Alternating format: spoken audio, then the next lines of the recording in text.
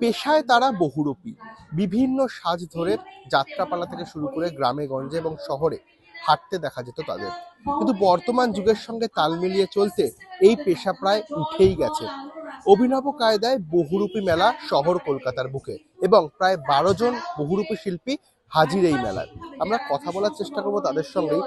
এই যে বহুরূপী, এটা একটা শিল্প, এখন কি মনে হয় আদৌ কি এই শিল্পটা রয়েছে? এখনো তো আমরা চালিয়ে যাচ্ছি। আজকে আমি এই বহুরূপী শিল্পী বা আমি এই কাজের মধ্যে এখনো যুক্ত আছি। আমি মোটামুটি 19 বছর হয়ে গেল আমি এখনো কাজ করছি, বা অনেক দূর দূর যাই বা কাজ করি, বা আমাকে ডাকে, বা আমার আন্ডারে প্রচুর লোক কাজ করে, বা আমি পুজো আচারায় থিমের কাজও করি জীবন্ত মানুষকে দিয়ে। এছাড়া বিয়ে বাড়ি, অন্নপ্রাশন, জন্মদিন, এগুলো তো আছেই। আর এই উপলক্ষে যে মেলাগুলো যে এসছে এই মেলা, তবে এই মেলায় যে এরকম মেলায় আমি এই প্রথম এলাম আর কি। এছাড়া আমি অন্য মেলাতে আমি এসছি, বা আমি এই ধরনের মেলায় এই যে বহুরূপী মেলা নিয়ে একটা ভাবনা চিন্তা নিয়ে যে একটা উৎসব বা হচ্ছে, এটা আমার কাছে সব থেকে বড় পাওনা। মানে চরম আনন্দ লাগছে আমার এখানে এসে। যাই হোক, মুখ্যমন্ত্রীর কাছে আবেদন করছি যাতে আমাদের যে এই বহুরূপী যে শিল্পী, যে আমাদের এই সম্মান বা আমাদের একটা ভাতা চালু বা অন্যান্য সংস্থাগুলো যেন এই সুবিধাগুলো আমাদের দেন, তাতে করে আমরা হয়তো একটু সুবিধা পাবো। তাদের তো 12 মাস এইরকম এই বহুরূপী শিল্পী সেজে আদতে সংসার চলে?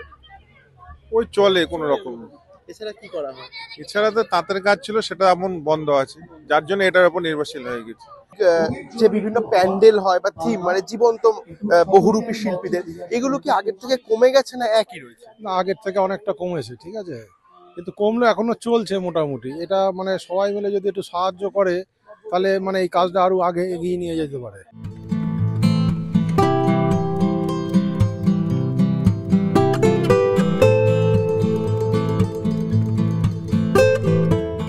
এটা একটা শিশু কিশোর উৎসব। এইভাবে আমরা বৈখরি আমরা আয়োজন করছিলাম, কারণ আমরা কাজ করি হচ্ছে একদম বাচ্চাদের বা বড়দের নিয়ে। তারা আবৃত্তি, সঞ্চালনা, শ্রুতি নাটক এইসব করে। করতে গিয়ে মনে হলো যে এরকম একটা শীতের ছুটিতে আমরা আয়োজন করছি, বাচ্চাদেরকে আমরা কিছু উপহার দিতে পারি, এমন কিছু যা আমাদের চিরন্তন ঐতিহ্য, সেই ঐতিহ্যের সঙ্গে ওদের একটু পরিচয় করিয়ে দেওয়া। অর্থাৎ কখনো হরবোলা হতে পারে, সেটা কথা বলা পুতুল হতে পারে। তার মধ্যেই আমাদের সঙ্গে সিদ্ধি সম্পর্ক তারা যুক্ত হলেন, ওই বহুরূপীর ভাবনাটা জাগিয়ে দিলেন। আমরা ভেবেছিলাম যে 2-1 জন বহুরূপীকে আমরা নিয়ে আসবো, বাচ্চারা আনন্দ পাবে, যেমনটা হয় বিভিন্ন জন্মদিনের অনুষ্ঠানে। কিন্তু সেইখান থেকে এই জায়গাটা চলে এলো যে এই পেশায় যারা আছেন তাদের একটু সম্মান জানানো, কারণ তারা অনেকেই শুধুমাত্র এই পেশাটা নিয়ে কাজ করতে পারছেন না, অন্য পেশা বেছে নিতে হচ্ছে।